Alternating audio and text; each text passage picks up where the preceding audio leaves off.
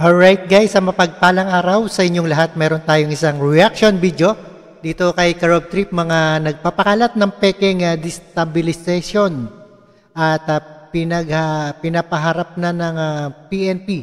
Ito ay pinapahanap na ng mga pamunuan ng Philippine National Police ang mga nagpapakalat ng peking impormasyon sa umano'y bantang pagpapaalis sa pwesto kay Pangulong Ferdinand Marcos.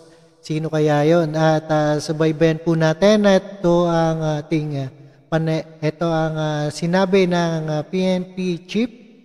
Alright, no other further ado, let's do watch. Isa po ito sa mga pictures na nakikita natin ngayon na kumakalat sa social media kung saan ginamit po ang pictures ng ating Chief PNP, ng ating Chief of Staff of the Armed Forces of the Philippines together with our President with caption, AFP PNP Generals convincing PBBM to resign. Walang katotohanan ang mga kumakalat na impormasyon sa social media kaugnay sa umano'y pangungumbinsi ni Philippine National Police Chief Police General Benjamin Acorda Jr. at Armed Forces of the Philippines Chief of Staff General Romeo Browner kay Pangulong Ferdinand Marcos Jr. para mag-resign. Ayon kay PNP Public Information Office Chief Police Colonel Jean Fajardo, fake news ito at handa silang panagutin ang sinumang nasa likod ng pagpapakalat ng maling impormasyon sa ilalim ng Article 154 ng Revised Penal Code at paglabag sa Republic Act 10175 o Cybercrime Prevention Law. Sa pagkakataon pong ito ay nakikiusap po tayo sa ating mga kababayan na mag-ingat po tayo sa pagpo-post at pag-share po ng mga information, unverified information at that sa ating pong mga respective social media accounts.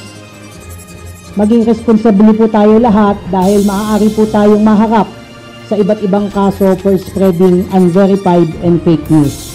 Sinabi pa ni Colonel Fajardo na ipinag-utos na ni General Acorda sa PNP Anti-Cybercrime Group ang pagsasagawa ng masusing cyber patrolling para matukoy ang mga social media site at YouTube channel na nagpapakalat ng mga maling impormasyon. Isa sa sinasabing social media site ay ang General's Opinion na may 104,000 na followers. Again, inuulit po natin to all spreader of fake news. We are monitoring you para po matigil na po natin itong mga ganitong maling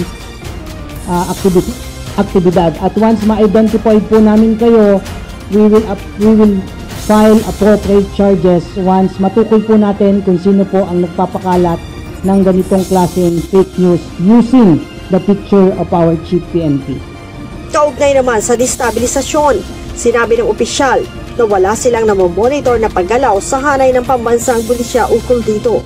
Ay wala pa tayong namomonitor na ganito, subalit patuloy po tayong nagbabantay, patuloy po tayong nagva-validate ng mga information in close coordination with our Armed Forces of the Philippines.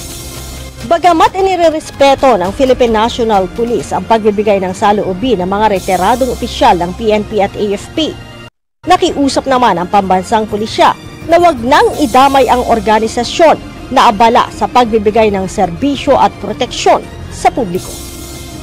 We want to assure the public that the PNP remains a political, intact, solid, and professional.